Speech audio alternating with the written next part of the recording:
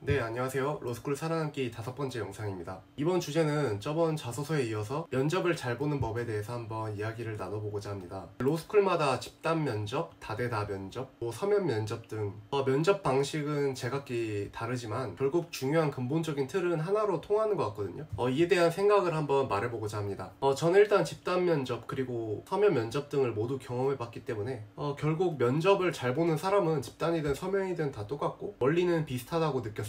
저 같은 경우는 어릴 때부터 워낙 발표하고 토론하는 걸 좋아하는 편이긴 했지만 약간 사람들 앞에 서면 좀 긴장을 많이 하는 편이었고 어떻게 하면 면접을 잘 볼지 또 긴장을 줄일 수 있을지에 대한 고민을 많이 해왔고 나름 전략을 세워서 실천을 해봤던 것 같습니다. 그 결과 꽤 많은 등수를 뒤집었고 제 방향성이 맞았다고 생각이 되기 때문에 자신있게 제 생각들을 한번 공유해보고자 합니다. 따라서 지금 말씀드린 것들은 당시 저의 고민들의 결과물들이었고 제 주관적인 이야기라는 점을 먼저 말씀드리겠습니다. 자, 그럼 바로 본론으로 들어가겠습니다. 제가 생각하는 면접을 잘 보는 4가지 요소에 대해 먼저 말씀을 드리고자 합니다. 자, 먼저 첫 번째 요소는 바로 자신감입니다. 사실 자소서 때도 언급했지만 자신감이 약간 절반은 먹고 들어간다 생각합니다. 여러분은 곧 직접 면접 스터디를 구성해서 연습을 시작해 보실 텐데요. 연습을 하다 보면 느끼겠지만 자신감이 없는 모습은 좋은 점수를 줄 수가 없습니다. 그렇다면 자신감이 있는 태도는 과연 무엇일까요? 물론 사실 자신감이 중요하다는 소리는 다들 하거든요. 그렇다면 자신감이 중요해 보이는 그 태도는 과연 어떻게 보일 수 있을까요? 목소리 크기와 발성, 그리고 텐션, 그리고 말 속도, 그리고 아이 컨택이나 상대가 말할 때 고개를 끄덕임 등으로부터 종합적으로 자신감을 보일 수 있습니다. 일단 자신감이 부족한 분들은 크게 말을 하려고 노력해보세요. 목소리가 일단 커질수록 상당히 좋아 보입니다. 특히 겸손하고 조심스러운 태도는 면접에서는 전혀 바람직하지 않습니다. 일단 실전에 들어가면 제가 한번 신나게 토론을 즐기는 사람이라고 한번 스스로를 암시해보세요. 저 같은 경우에는 가임 법정 대회나 스피킹 영상들 또 유튜브 영상들을 많이 참고하면서 그러한 사람들을 좀 봤던 것 같습니다. 여러 영상들을 참고하면서 한번 저를 점검했던 것 같습니다. 특히 무슨 아나운서 발성 같은 것도 있더라고요. 그것도 참 좋았던 것 같아요. 법정 대회에서는 이제 말을 좀 상대방을 바라보면서 말을 자신있게 할 말 다 하는 모습이 정말 자신감 있고 좋아 보이더라고요. 그리고 사실 텐션 부분은 이제 텐션이 높은 분들이 보통 면접에 가선 잘 하는 경향이 있는 것 같습니다. 그리고 자신에게 맞는 말 속도를 찾아야 합니다. 돌이켜보면 저 같은 경우에는 면접 당시 자신감이 장점이지만 말이 다소 빠르다는 피드백을 좀 많이 받은 적이 있습니다. 그러나 사실 말을 잘만 하면은 상당히 전문적으로 보이기도 하고 또 정보 전달력도 많고 또 약간 발언 시간 제한이 있을 때 그 제한을 넘길 위험도 많이 적은 것 같아요. 그리고 약간 제가 긴장을 덜 하는 혹은 제가 말을 가장 잘 할 수 있는 환경에 있을 때 딱 말을 잘 했다 생각하는 그 말 속도가 저한테 맞는 말 속도는 다소 빨랐던 것 같아요.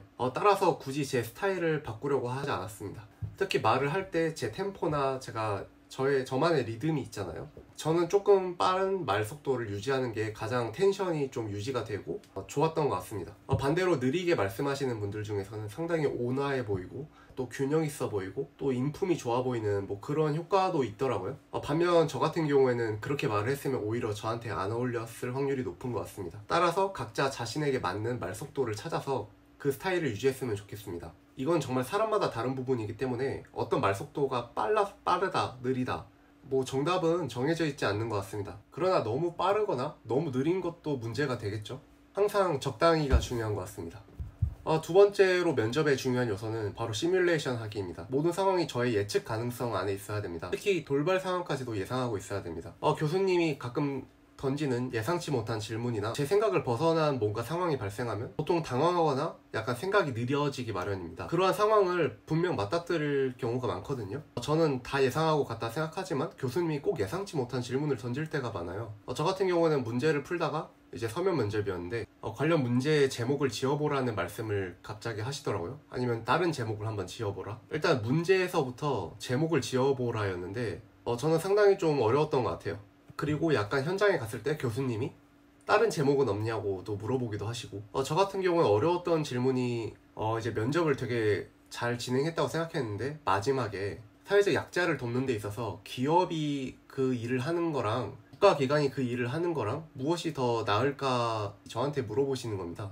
사실 이거를 생각이 바로 안 돼서 저 같은 경우에는 잠시 생각할 시간을 달라고 하고 한 15초 정도 생각한 것 같습니다. 그리고 가장 그 상황에서 말이 될 것 같은 이야기를 했던 것 같습니다. 보통 돌발 질문을 받았을 때 어떤 대답을 할지 그것도 미리 여러 주제에 통용되는 범용되는 논리가 있으면 그것을 쓰는 게 제일 바람직합니다. 각자의 무기가 하나씩 준비되어 있다면 가장 좀 덜 긴장하겠죠. 저 같은 경우에는 오히려 라는 논리를 약간 선호했습니다. 제 스스로 제가 이름 붙인 건데 약간 당신의 주장대로 하면 오히려 당신의 목적을 달성할 수 없다 라는 논리입니다.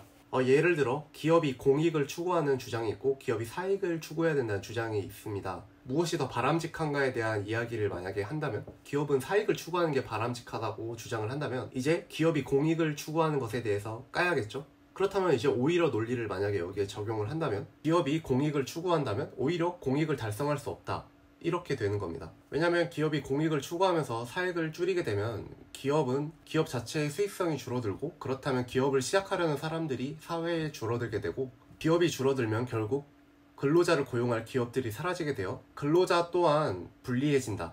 따라서 결국 사회적으로 불리해지고 기업이 공익을 추구하는 것은 그래서 오히려 공익을 달성할 수 없다 이런 주장입니다. 반면 사익을 추구하게 되면 더 많은 사람들이 기업을 하려고 하게 되고 기업이 수익을 내고 더 많은 근로자를 고용하기 때문에 오히려 기업이 사익을 추구하는 것처럼 보이지만 장기적으로는 기업이 공익을 달성할 수 있다 이런 식으로 주장을 펴는 겁니다. 사실 이런 논리가 많은 주제들에게 통용이 돼요.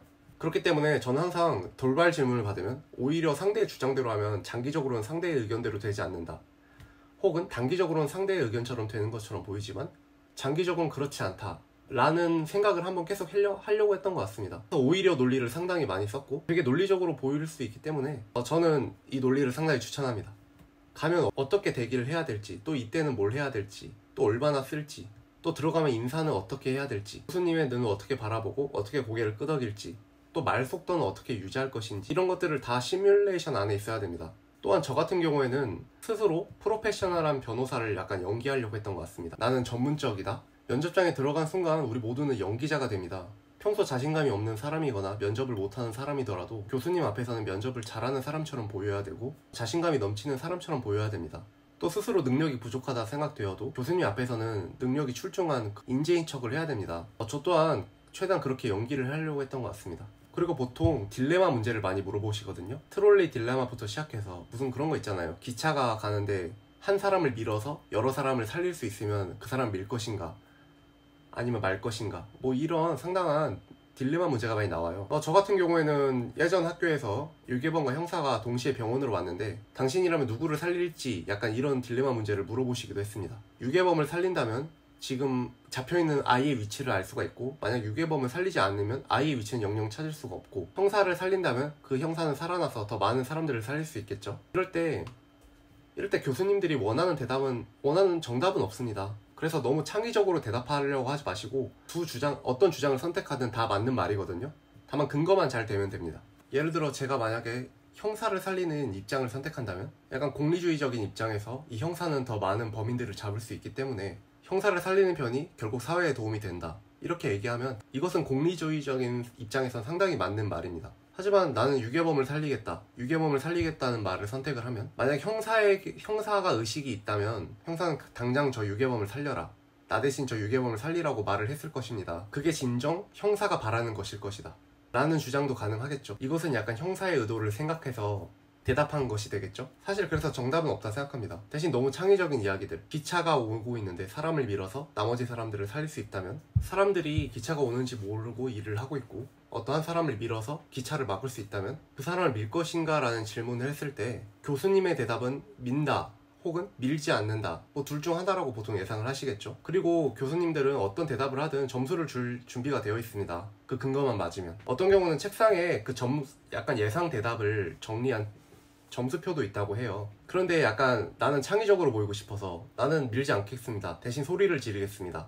그럼 나머지 사람들도 알게 될 것입니다. 이런 식으로 약간 새로운 가정을 추가해서 말을 한다면 그건 사실 딜레마 문제가 아니죠. 논리력을 보려고 물어본 건데 그런 식으로 대답을 하면 교수님도 물어볼 말이 없어져요. 그리고 약간 문제를 이해 못했나 라는 인상을 줄 수도 있어요. 그 때문에 항상 교수님이 예상 가능한 대답, 그리고 논리적이고 좋은 대답을 할 수 있도록 약간 노력해야 됩니다. 세 번째 요소는 면접 주제에 대한 학습입니다. 어떤 주제가 나오든지 내가 어떤 이야기를 하고 찬성이든 반대든 이야기를 하고 그거에 대한 근거를 2개에서 3개 정도는 준비해놔야 됩니다. 보통 3개 정도 이야기를 하는 것이 좀 깔끔해 보이겠죠? 로스쿨 면접 책들을 보면서 내가 이 질문을 받았을 때 이 대답을 하겠다라는 것이 다 대비가 돼 있어야 됩니다. 생각보다 얼마 많지도 않고 다 얘기할 수 있어요. 그리고 약간 시중에 뭐 출제가 가능할 만한 너무 이슈성이 강한 것만 대비했다가는 정말 예상치 못한 주제가 나왔을 때 당황할 수도 있기 때문에 저는 거의 모든 주제를 학습하길 권하는 편입니다. 그렇게 시간 오래 안 걸려요. 마지막으로 드리고 싶은 4번째 말씀은 긴장을 덜하는 방법을 스스로 찾는 것입니다. 긴장을 줄이는 것입니다. 사실 많은 면접들이 긴장을 많이 해서 망치는 경우가 많아요. 그래서 아마 사람들의 고민도 긴장이 가장 문제일 거예요. 그 때문에 이제 인데놀도 알아보는 편이고, 인데놀은 저번에도 말씀드렸다시피 긴장을 약간 완화하는 약이죠. 심장 박동수를 좀 낮춰가지고. 그래서 너무 긴장을 심하게 하는 편이라면 인데놀도 한 번쯤은 고려해 볼 만하다 생각합니다. 다만 이제 그 실전에서만 바로 먹지 말고 약간 모의 면접 스터디 할 때 한번 드셔보세요. 그리고 했는데 내가 생각보다 효과가 좋다, 그러면 그 약을 쓰시면 됩니다. 물론 약을 추천하는 것은 정말 바람직하지 않죠. 하지만 저번에도 말씀드렸다시피 진짜 1년에 한 번 있는 시험이고 리트 점수는 진짜 또 그 점수가 나온다는 보장이 없어요. 이번에 로스쿨을 통과 못하면 진짜 힘들 수도 있어요. 리트라는 게 또 그렇잖아요. 그래서 다시 또 리트를 치는 것도 진짜 어렵죠. 그래서 통과할 수 있을 때 최선을 다해서 통과하는 게 좋은 것 같습니다. 저는 그래서 긴장을 너무 심하게 하는 편이라면 인데놀 먹는 것도 나쁘지 않다고 생각합니다. 그리고 스터디를 하다 보면은 진짜 이 정도면 이제 긴장 안 하겠는데 싶다가도 이제 학생들이랑 하잖아요, 평소엔 스터디는. 근데 이제 교수님을 볼 때는 좀 다를 수도 있어요. 진짜 전문가시잖아요. 애들이랑 했을 때는 약간 수준이 비슷비슷하니까 내가 약간 자신감 있게 얘기할 수는 있어요. 그러나 이제 교수님은 진짜 능하신 분이잖아요. 식견도 많으시고. 내가 무슨 말을 하든 초보로 보일 것 같다는 생각이 들면 좀 갑자기 긴장이 될 수도 있거든요. 때문에 한번 직접 정장도 한번 입어보고 실전처럼 한번 연습을 해보시는 것도 꼭 필요한 과정입니다. 생각보다 긴장을 많이 하게 될 수도 있어요. 사실 긴장을 하지 않는 법이라는 게 있을까요? 저는 그 방법이 있다면 평소에 연습을 많이 해보는 거라고 생각합니다. 면접 스터디를 잡아서 여러 사람들을 만나보고 새로운 사람들을 만나보고 직접 그 현장을 경험해보고 그런 식으로 많이 체득을 해서 긴장을 줄이는 수밖에 없습니다. 사실 면접 상황에 익숙해지는 게 긴장을 가장 안 하는 법 같습니다. 긴장을 가장 덜 하는 방법이 아닐까요? 그래서 스터디를 항상 열심히 하는 걸 추천합니다. 저 같은 경우에 스터디를 거의 3개를 잡았어요. 그리고 주 2회 스터디니까 전부 약간 주 6회 정도는 전부 다 면접 연습을 했던 것 같습니다. 그 다음으로는 이제 미처 다루지 못한 기타 요소들을 간략하게 말씀드리려고 합니다. 먼저 아이 컨택에 대한 이야기입니다. 교수님이 말씀하실 때 교수님의 눈을 쳐다보면서 고개를 끄덕이면서, 혹은 집단 면접에서는 상대방을 바라보면서 고개를 끄덕이면서. 근데 아이 컨택은 너무 오래 쳐다보고 있으면 부담스럽거든요. 그래가지고 적당히 이분 봐주고, 적당히 다른 분 봐주고, 적당히 다른 분 봐주고, 고개를 끄덕이면서 좀 듣는 걸 추천합니다. 근데 사실 하다 보면 자연스러운 게 뭔지 알 거예요. 뭐 여차하면 인중을 보라는데 저는 그냥 눈 보는 게 편하더라고요. 인중 보는 게 오히려 더 이상한 것 같아요. 그리고 눈만 보고 있으면 좀 어색하니까 고개 끄덕이면서 이렇게 쳐다보는 거죠. 그리고 집단 면접에서도 어떤 사람과 이제 티키타카를 할 때가 있어요. 그 사람 말을 내가 재반박하고 또 내 말을 그 사람이 재반박하고, 그럼 상대를 서로 보면서 이제 처음 보는 사람이더라도 실전에서 이렇게 고개를 끄덕이면서 상대의 말을 경청하면서 약간 서로 알 수 없게 그렇게 협력하게 돼요. 그리고 심리적으로 되게 편해요, 상대방도 끄덕여줄 때. 그리고 자세는 면접장에서는 약간 정자세죠. 공손하게 들어가면 교수님에게 큰 소리로 교수님께 90도로 인사를 하고 자리에 앉게 되는데요. 껄렁하게 앉으면 당연히 안 되고 약간 정자세로 앉고, 바디랭귀지를 어느 정도 할 수 있느냐도 나뉘는데 저는 적당히 손 사용했습니다. 저는 이렇게 생각합니다. 저는 이렇게 생각합니다. 너무 손을 많이 쓰면 정신 사나울 텐데 적당히 써주면 저도 편하고 교수님도 적당히 괜찮아 하실 것 같아요. 그 적정선만 찾으면 좋을 것 같아요. 너무 이 자세로 끝까지 하는 거는 너무 뚝딱이스럽잖아요. 아니면 이 자세로 하고 싶으면 전 손을 좀 움직이는 편이라서 발가락을 굉장히 꼼지락거렸어요. 말할 때 발가락을 굉장히 꼼지락거리면서 듣고 말하고 리듬 타고, 그리고 이제 책상 밑으로 손을 넣었으면 손가락을 좀 많이 움직이고, 보이지 않는 한에서는 괜찮을 것 같습니다. 지금 한번 손 움직이고 있는데 티 나나요? 별로 안 나죠? 발가락 꼼지거리는 것도 좋은 것 같습니다. 물론 다리 떠시면 절대 안 되죠. 그리고 항상 이제 결론 타임 같은 게 있거든요. 이제 모두 발언 시간이 주어지거나 약간 마무리 발언 시간이 주어지면 저는 약간 제 말을 끝낼 때는 결론으로 상대의 주장도 일견 타당하나 상대의 주장도 이러한 면에서 합리적이다 라는 식으로 상대의 주장을 약간 고려하는 태도를 보이면서, 그러나 이익 형량을 했을 때 상대의 주장도 일견 타당하나 일견 합리적이나 장기적으로 본다면 상대의 주장은 부작용이 크고, 혹은 상대방의 주장은 이러한 한계점이 있고 혹은 이러한 단점이 있고, 반면 이 상황에서는 제 주장이 좀 더 합리적이기 때문에 따라서 이익 형량상 제 주장이 좀 더 타당합니다 라는 식으로 결론을 내렸던 것 같습니다. 교수님들이 좀 균형성이라는 걸 중요하게 보거든요. 항상 내 말이 맞고 상대 말이 틀리다 이렇게 말하는 게 아니라 상대의 말도 합리적이고 내 말도 합리적인데, 다만 이러한 상황에서는, 이러한 주어진 상황 속에선 내 주장이 좀 더 합리적이다 이러한 식으로 말하는 게 바로 균형성입니다. 따라서 내 말이 틀린 것 같으면, 교수님이 지적을 했으면 이러한 부분은 타당하다 생각이 되면 이걸 겸허하게 수용하는 것이 오히려 점수가 될 것입니다. 하지만 내 말만 맞다고 계속 우겨버리면, 뭔가 지는 것 같아가지고 계속 우기면 오히려 약간 상대의 말을 잘 고려하지 않고 고집이 세 보일 수가 있어서 오히려 마이너스가 될 수도 있어요. 반면 교수님이 이러한 생각을 해볼 수 있지 않냐 이렇게 지적을 했을 때, 내 주장에 자신이 있다면 물론 교수님의 주장도 타당한 면이 있습니다. 그러나 장기적으로 생각했을 때, 그러나 어떤 입장에서 생각해 본다면 부작용이 매우 크다고 생각이 됩니다. 따라서 저는 기존에 제 주장대로 하는 것이 바람직하다고 생각합니다 라는 식으로, 이것도 살짝 오히려 논리죠. 거의 오히려 논리가 상당히 괜찮아요. 진짜 많이 쓰여요. 이렇게 마무리 해주면 교수님이 끄덕끄덕 그래도 약간 논리적이네, 논리적으로 말을 하네, 점수를 줄 수밖에 없어요. 특히 상대의 주장을 고려해서 재반박하는 게 진짜 좋거든요. 교수님으로서는 내가 주장을 했을 때 이거 지적을 하고 싶은데, 내가 알아서 물론 제 주장에 대해 이러한 재반박이 있을 수 있습니다. 하지만 그것은 이러해서 옳지 않습니다. 이러해서 타당하지 않습니다. 이렇게 다 말해버리면 정말 이 사람은 더 지적할 게 없는 사람이에요. 다 좋은 거예요. 그렇게 해서 점수를 받을 수 있습니다. 그리고 이제 서면 면접과 집단 면접에 관해서 잠깐만 말씀을 드리면요, 서면 면접 같은 경우에는 보통 한 쓰는 시간 40분 준다 치고 한 10분 쉬는 동안 교수님이 그걸 읽어보고, 그리고 10분 동안 대면 면접을 진행한다 했을 때, 서면을 쓸 때는 두 갈식으로 쓰는 것이 중요하고요. 근거를 항상 2개에서 3개 정도 좀 주저리 써주는 게 중요하고요. 그래서 저 같은 경우에 목차를 잡았으나, 목차를 잡는 건 약간 개인 취향인 것 같습니다.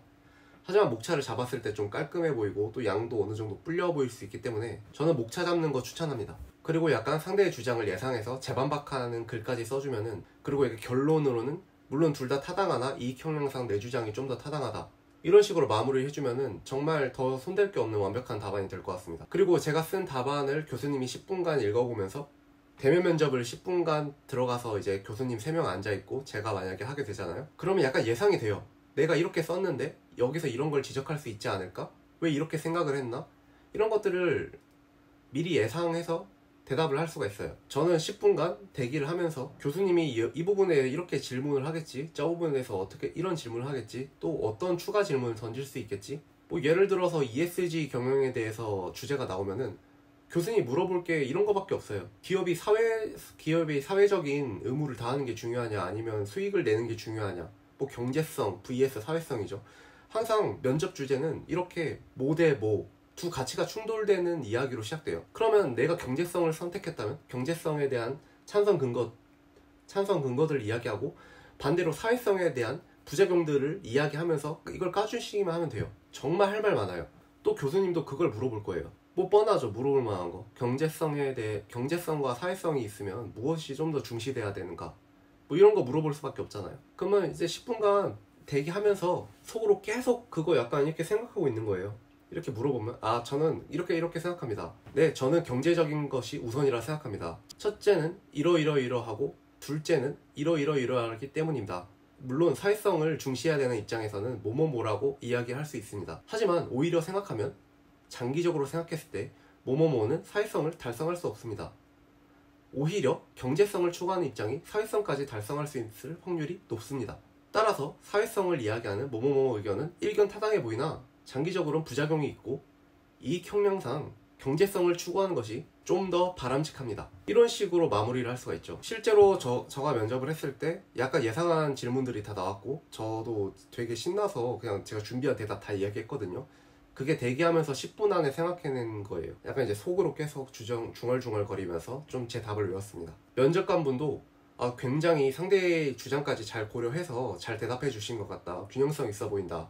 그러한 칭찬을 해주셨습니다. 네, 여기까지가 제가 생각하는 면접을 잘 보는 법에 대한 이야기였습니다. 그리고 집단 면접은 서면 면접에 비해 오히려 편하죠. 집단 면접에서 중요한 건 아무래도 티키타카겠죠.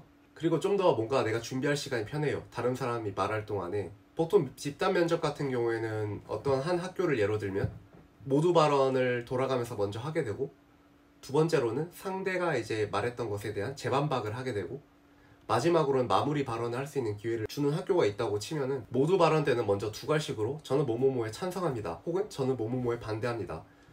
근거 첫째로 뭐뭐뭐 뭐뭐뭐이기 때문입니다. 둘째로 뭐뭐뭐 뭐뭐뭐이기 때문입니다. 그리고 마지막으로는 뭐뭐뭐 뭐뭐뭐이기 때문입니다. 이렇게 한 3개 정도, 3개나 2개 정도 대답을 해주시고, 여기서 이제 오히려라는 말 쓸 일이 없어요. 어차피 재반박할 때 하기 때문에. 그리고 이제 두 번째 재반박, 그리고 이제 돌아가면서 한 명씩 얘기하겠죠. 그리고 이제 상대가 말을 할 때 잘 필기할 수 있으면 필기를 해요. 상대의 약해 보이는 주장, 뭐뭐뭐 상대가 이렇게 주장을 했네, 그럼 난 이걸 이렇게 까야겠다. 약간 2개에서 3개 정도 준비해 주시면 됩니다. 그리고 재반박 시간대는 상대는 이렇게 이야기했지만 오히려 상대의 주장대로 하면, 이런 식으로 약간 까면은 되게 편해요. 그렇게 해서 재반박까지 끝나면 이제 마지막 마무리 발언 시간을 주거든요. 그럼 마무리 발언 시간에는 이제 상대의 의견을 존중하는 척 해요. 물론 상대의 의견도 일견 타당하나, 일견 맞는 말이나, 이익 형명상 저의 주장이 타당하다, 이렇게 하는 것이 더 합리적으로 보입니다 라고 마무리를 한다면 더 바랄 게 없어요. 네, 이상으로 면접을 잘 보는 법에 대한 저의 생각을 말씀드렸습니다. 사실 여러 가지를 말씀드렸지만 자신감을 많이 갖는 게 제일 중요해요. 자신감만 가져도 해결되는 부분들이 상당히 많아요. 그리고 약간 긴장을 덜 하는 거, 이 2가지가 제일 아무래도 중요하겠죠. 긴장을 덜하는 방법은 제가 말씀드렸다시피 연습을 많이 하는 수밖에 없어요. 연습을 많이 해서 약간 자동적으로 근거들을 만들어내는 그 능력이 갖춰졌을 때 실전에서도 아주 손쉽게 면접을 끝낼 수 있을 겁니다. 물론 긴장을 아무리 낮추는 연습을 해도 실전에 가면 긴장을 하는 경우가 생길 수밖에 없거든요. 아무래도 사람인 이상. 그런데 나만 긴장하는 게 아니에요. 모두가 긴장하고요. 그럼에도 꿋꿋이 이야기를 하는 겁니다. 좀 더 면접을 즐긴다는 마인드를 가지고 한번 임해보세요. 어차피 다들 변호사 되실 거잖아요. 나는 프로페셔널한 변호사다, 이렇게 생각을 하고 한번 임해보세요. 그리고 평소에 영상들을 많이 찾아보세요. 집단 면접하는 영상이나 3대1 면접하는 영상 상당히 많거든요. 그리고 어떤 상황에서도 내 주장을 하고 그 근거만 제대로 맞아 떨어진다면, 그리고 그 근거가 교수님이 그리고 예상을 벗어난 말만 잘 안 하면 웬만해서 합격합니다. 웬만해서 면접으로 손해볼 일이 없습니다. 물어본 거에 대답을 잘 하셔야 됩니다. 너무 창의적인 대답을 자꾸 하려고 하면 안 돼요. 교수님이 원하시는 대답이 있거든요. 교수님이 원하는 대답이 나와야 그거에 대해서 이 이야기를 하겠지? 그러면 내가 여기에 대해서 이렇게 재반박을 할 수 있겠지? 난 이걸 지적해야겠지? 교수님이 생각한 시나리오가 다 있어요. 그런데 자꾸 교수님이 생각한 말을 안 하고 다른 말을 한다면 진행이 안 되겠죠? 교수님 입장에서는 얘가 이런 얘기를 했으면 내가 이런 거를 지적할 수 있지 않나? 이거에 대해서 어떻게 생각하나? 이렇게 물어볼 수 있는데 그게 다음 단계로 넘어가지가 않아요. 다른 이야기를 해버리면. 그럼 교수님도 짜증이 나겠죠. 얘는 대체 뭐지? 이런 생각이 들 수도 있고. 때문에 너무 튀는 대답을 할 필요는 없습니다. 면접이 사실 말을 잘하는 것보다 인상이 중요해요. 인상이 인성 좋아 보이고 또 자신감 있어 보이고 자신이 말을 조리 있게 하는 걸로 보이면 사실 그 근거가 그렇게까지 말이 안 돼도 괜찮을 경우가 많거든요. 그리고 이제 면접까지 얼마 안 남았는데 그동안 스터디 많이 돌리시고 면접책들 많이 보면서 정리하는 거 추천합니다. 면접책대로 대답할 필요는 없어요. 그건 참고만 하는 거예요. 이렇게 했구나. 얻어갈 건 얻어가고 또 내 마음대로 이야기해도 돼요. 정답이 있는 게 아니에요. 사실 면접으로 되게 뒤집히는 경우가 많기 때문에 좀만, 이제 거의 다 왔으니까 마지막 관문이죠. 이것만 잘 넘기시면 될 것 같습니다. 좀만 노력해서 이 관문을 잘 넘기시길 바라겠습니다. 네, 지금까지 로스쿨 살아남기 5번째 영상 면접에 대한 주제 이야기 나눠봤고요. 언제나 그랬듯 시청해주셔서 감사합니다. 그럼 다음 영상에서 뵙겠습니다.